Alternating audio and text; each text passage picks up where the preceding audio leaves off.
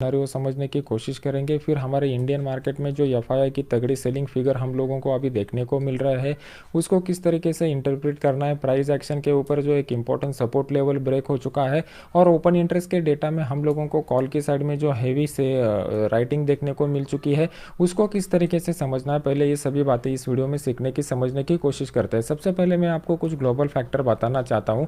ये global factor को जब आप समझोगे तो आपको यहाँ पर आगे का एनालिसिस समझने में आसानी हो जाएगी। सबसे पहले जापान मार्केट को समझने की कोशिश करते हैं। जापान मार्केट में 1990s में जो हाई बनाया हुआ था, अभी उस हाई को दोबारा टच करने के बाद यहाँ पर जापान ने एक 42,000 के करीब का ऑल टाइम हाई बनाया हुआ था, और फिर उसके बाद जो तेज़ गिरावट हम लोगों को पिछले कुछ 8-15 दिनों में देखने को मिल चुकी है, वहाँ का मार्केट 31,000 तक आ चुका है। तो ये कहीं ना कहीं बहुत ही बड़ा फॉल जापान मार्केट में है। कंपैरेटिवली इंडियन मार्केट में अभी कम फॉल हम लोगों को देखने को मिल रहा है।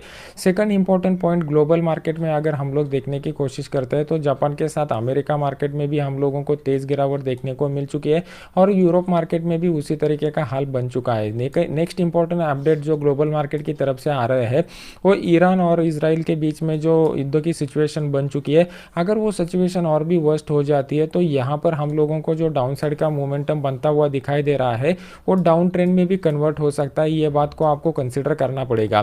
थर्ड इंपॉर्टेंट पॉइंट आप लोगों को समझना पड़ेगा कि यूएस मार्केट में अभी गवर्नमेंट की तरफ जो ये इलेक्शन होने वाला है, उसकी वजह से मार्केट अगर इस लेवल के करीब सपोर्ट लेता है, तभी हम लोगों को एक उम्मीद बन जाएगी कि मार्केट में इतनी तेज गिरावट फिलहाल नहीं बन जाएगी। यहाँ पर एक टाइम करेक्शन और प्राइस करेक्शन हमारे लिए होना जरूरी है। अगर मार्केट इसी फ्लो के साथ गिरता है तो फिर हम लोगों के लिए दिक्कतें और भी बढ़ जाएगी। अगर इसी फ्लो को मार्केट कंटिन्यू करता है तो मार्केट में नेक्स्ट इमीडिएट सपोर्ट जो देखने को मिलने वाला है, ये लेवल का सपोर्ट देखने को मिलने वाला है। अभी ये लेवल इंपॉर्टेंट क्यों है? क्योंकि 23,380 का करीब का जो लेवल है, इसी लेवल से एक अपसाइड का स्ट्रॉन्ग मोमेंटम स्टार्ट हुआ था, और पिछले अगर आप देखोगे तो 3 दिनों में हम लोगों को ऑलमोस्ट 1100 पॉइंट का डाउन साइड का मोमेंटम देखने को मिल चुका है। तो इतने बड़े डाउनसाइड मोमेंटम में अगर ग्लोबल फैक्टर में नेगेटिवनेस बढ़ जाता है, तभी मार्केट इसी डाउनसाइड मोमेंटम को कंटिन्यू रख सकता है। अदरवाइज हम लोगों को यहाँ पर एक प्राइस करेक्शन और टाइम करेक्शन देखने को मिल सकता है। यहाँ पर हम लोग उम्मीद कर रहे हैं कि मार्केट कुछ टाइम यहाँ पर स्पेंड करे और फिर उसके बाद डाउनसाइड का मोमेंटम दिखा देगा, तो मार्केट में हम लोग मान सकते हैं कि मिड टर्म के लिए एक डाउनसाइड का ट्रेंड स्टार्ट हो चुका है। फिलहाल के लिए हम लोगों को इसको एज ए हेल्दी करेक्शन की तरह ही ट्रीट करना पड़ेगा, और फिर उस लेवल से जो हम लोगों को अपॉर्चुनिटी मिलेगा उसको ग्रैब करने की कोशिश करनी पड़ेगी। अभी आपके सामने मैंने 15 मिनट का चार्ट लगाया हुआ है। 15 मिनट के चार्ट में अगर आप देखोगे तो इनिशियली जो फॉल हम लोगों को देखने को मिल चुका था 11:30 बजे के बाद, उसमें हम लोगों को थोड़ा पॉज देखने को मिल चुका है, और यहाँ पर एक कंसोलिडेशन पैटर्न बन चुका है। ये कल के दिन मार्केट अगर इस पैटर्न को डाउन साइड की तरफ ब्रेक करता है तो दोबारा मार्केट में डाउन साइड का ट्रेंड रिज्यूम हो सकता है। अगर मार्केट अपसाइड की तरफ यहाँ पर कुछ भी अपॉर्चुनिटी आप दिखा देगा मार्केट, तो अपसाइड अपॉर्चुनिटी में ज़्यादा इंटरेस्ट मत लीजिए। इसके पीछे का रीज़न अगर आपको समझना है तो आपको कॉल के साइड में जितना भी राइटिंग हुआ है पहले उसको समझना पड़ेगा। बहुत ही तगड़ा राइटिंग ऊपर के स्ट्राइक प्राइस के ऊपर हो चुका है। ये जो गैप यहाँ पर बन चुका है एकदम स्ट्रॉन्ग रेजिस्टेंस की तरह काम करेगा। ये जो गैप है, जब तक यहाँ गैप फिल नहीं करता मार्केट, तब तक अपसाइड की कोई भी गुंजाइश अभी नहीं दिखाई दे रही है। कल के दिन मार्केट अगर अपसाइड के मोमेंटम के साथ ओपन हो जाता है तो ऊपर की साइड में हम लोगों को जो स्ट्रॉन्ग रेजिस्टेंस देखने को मिलने वाला है, ये वाला लेवल निकल करके आ रहा है। क्योंकि आज मॉर्निंग में हम लोगों को इसी लेवल से तेज गिरावट देखने को मिल चुकी थी और बड़े ओपन इंटरेस्ट के फिगर निकल करके आ रहे थे। तो हम लोगों को इस लेवल के ऊपर फोकस करना पड़ेगा। ऊपर की साइड में 24,333 का जो लेवल है, इस लेवल से दोबारा मार्केट में एक डाउन साइड का मोमेंटम हम लोगों को देखने को मिल सकता है। मार्केट अगर डायरेक्टली गैप डाउन ओपन हो जाता है तो इमीडिएटली कुछ भी करने की जल्दबाजी मत कीजिए। मार्केट में को थोड़ा टाइम दीजिए और फिर उसमें हम लोग देखेंगे। अगर लाइव मार्केट में कुछ अच्छा अपॉर्चुनिटी आएगा तो अपने फ्री वाले टेलीग्राम चैनल में मैं अपडेट कर दूंगा, जिसका लिंक वीडियो के नीचे डिस्क्रिप्शन बॉक्स में मैंने डाला हुआ है। अभी देख लेते हैं कि बैंक निफ्टी हमें क्या इंडिकेट कर रहा है और बैंक निफ्टी को किस तरीके से हम लोगों को प्ले करना पड़ेगा।